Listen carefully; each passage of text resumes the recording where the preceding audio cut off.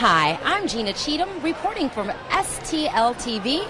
I'm here in Westport this evening for Missouri Style Week 2015. And tonight I'll be speaking with Miss Scylla Hall. She is the co-founder of Missouri Style Week, as well as the publisher of Gazelle STL magazine. I'll also be speaking with many of the designers and other influential people who have helped make this a monumental success.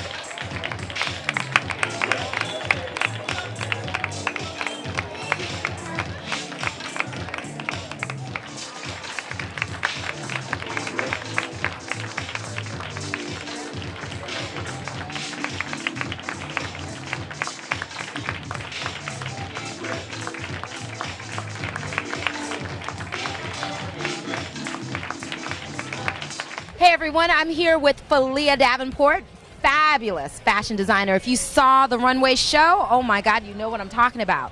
First of all, what do you love most about being a fashion designer? Because you are one heck of a fashion designer. Well, first of all, thank you. I love color and texture, and from what you saw in the collection, from myself, it's my first collection in probably 15 years or something that I've actually done. And so it was a blend of myself and my ethnic backgrounds. And so I used African influence, I used Native American influence, and my Greek influence. And I just wanted to put myself out there and say, this is who I am. How did you go about selecting materials? Because you used some very interesting materials, and some of them look like they were African influenced, kente cloth, and some other things. So some of them are actually from Africa. One of my colleagues is Nigerian, and so he got me some fabrics from Nigeria. And then ultimately what I do is I love fabric in general, and I go to the fabric stores and I just find different patterns that have kind of an ethnic feel to it. It's not saying that they're actually ethnic fabrics, and then I like to cut them all apart and then remake and create like create a new fabric from it and a new look. And I like that idea of blending pattern on pattern or different colors together. All right. And so, and you also mix different textiles together as well.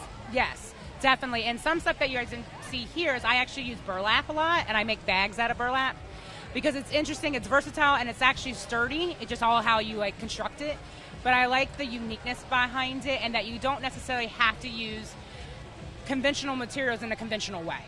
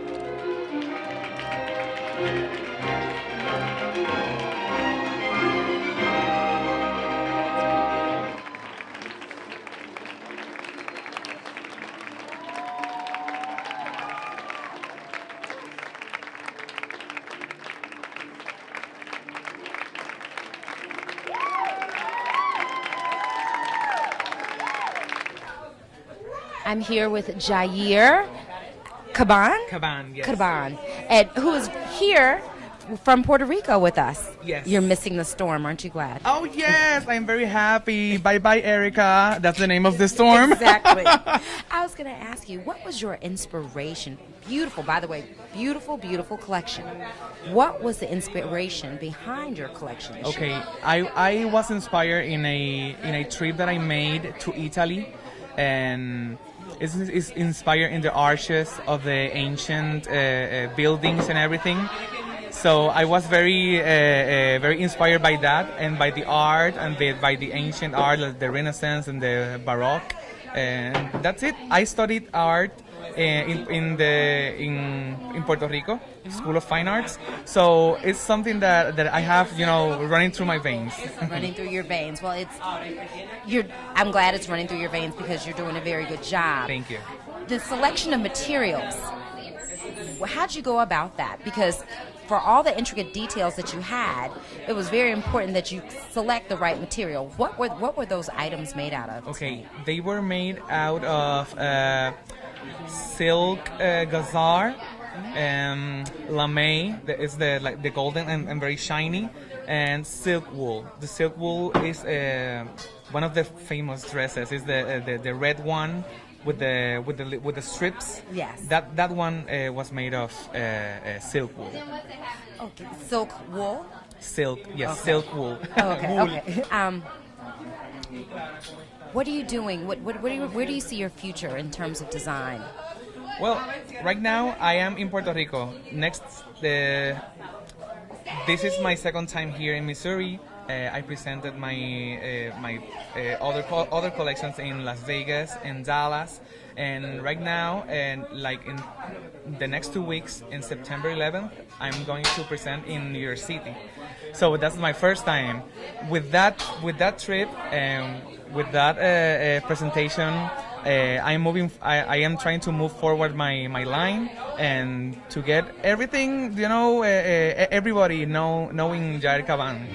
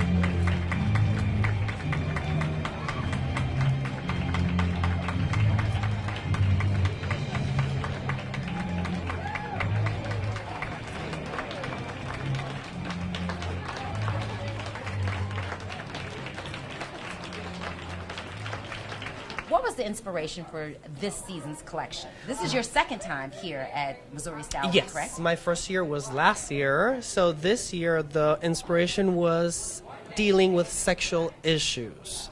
And it serves as a purpose to kind of bring to the mind of other people that clothing doesn't have gender. Who decided this is going to be for men and this is going to be for women?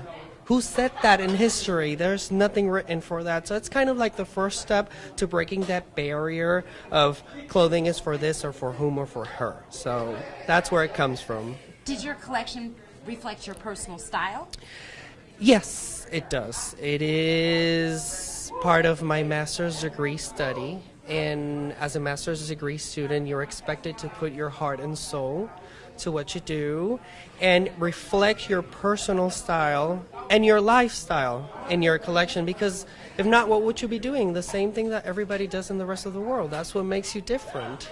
My collections have a broad spectrum of customers. For instance, the corset that has the cutout, it has its market.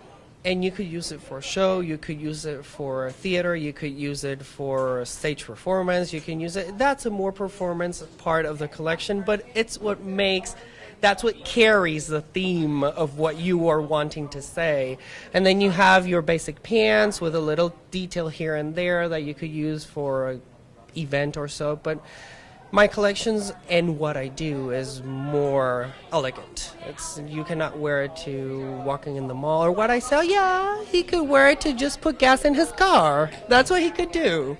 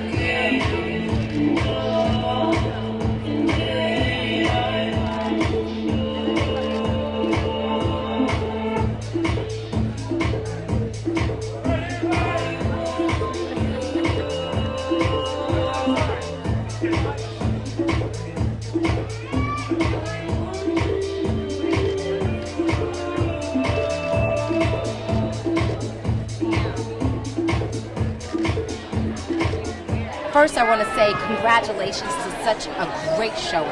Thank you. Thanks a lot. I appreciate that. This is your first year here at Missouri Style Week, correct? Yeah, it's my first time, and I'm glad I was here. It was so fun. I really like it. Sorry for my English. I speak Spanish. It's okay. We totally understand you, especially when you're speaking the language of fashion. Okay. And I want to know what inspired this line. It was so beautiful with all the... I felt like I needed to go someplace special, like Cuba on New Year's. Yeah, I'm a designer. I live in Puerto Rico since 30 years, but I born in Venezuela, and I have this Latin fever in my blood, no?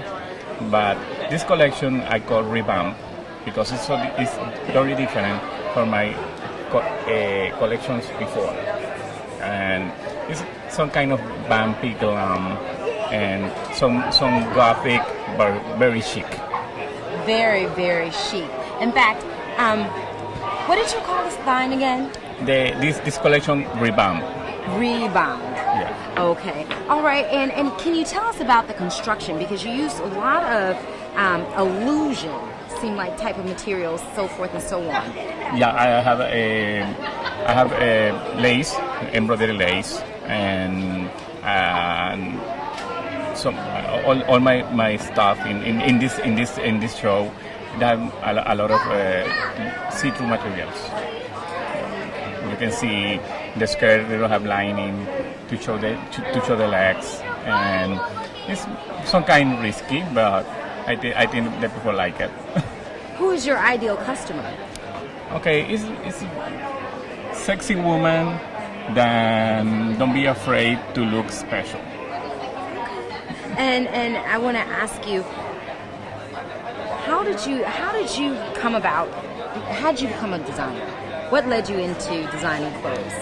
I always like it. I studied computer science before. Yeah, when I leave my country, Venezuela, I traveled to Puerto Rico to study computer science. But I started working in a boutique, and that way I feel that I like more fashion than computers, and I changed my career and studied fashion design. And I think that was I born to be designer because I always like it.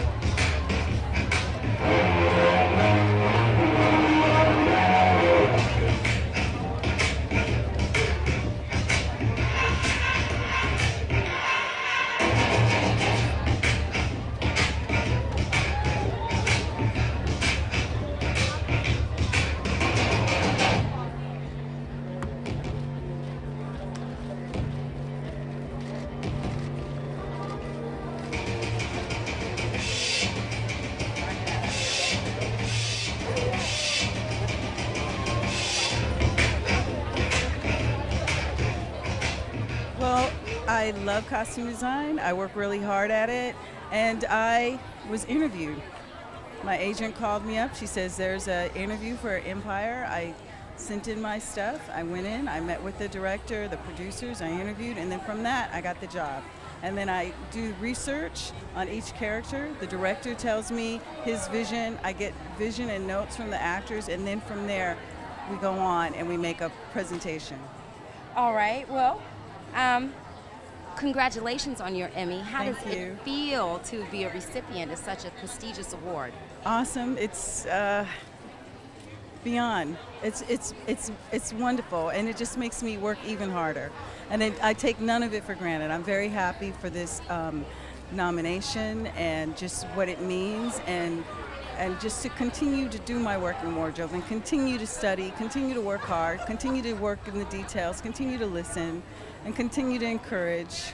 So it's a great opportunity. It's a great nomination. I'm very excited. We all make plans.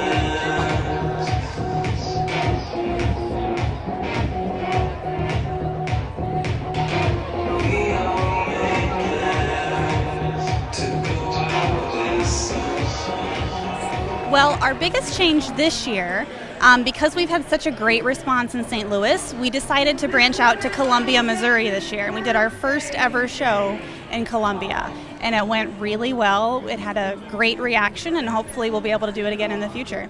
All right. And then also, I was going to ask you, why, I loved it, and I think the audience loved it as well. But what made you decide to do the competition this year, the design competition? Yeah, so we had the Architectural Designer Challenge, and we just wanted to give the designers a little extra incentive, a little motivation, and money talks with that. So we have a lot of designers that are struggling to fund their collections, and it's just a way to really let their creativity speak for them and then reward them in return for that. So it was really cool for us to be able to give something to our designers.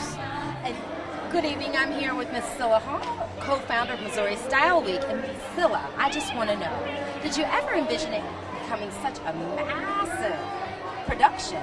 No. I knew that our team was passionate. I knew that our intentions were good. So just seeing the response from the committee has been great. The designers love working with us. We love working with them. So it's organically growing. All right. And I was going to ask you, what's been your proudest moment thus far in this whole growth process? I would say for this particular week, it was being able to give an emerging designer $2,000 with a total of a $10,000 package between cash and all the other good stuff. That felt really good because I know that money meant so much to them. They worked really hard and they deserve to be rewarded because all that goes back into their business. But as a whole, it's just how we've been able to transcend so many adversities. we do this as a team. So I think my proudest moment is how we've just been able to stick together and continue to just focus on what our mission is to make a difference.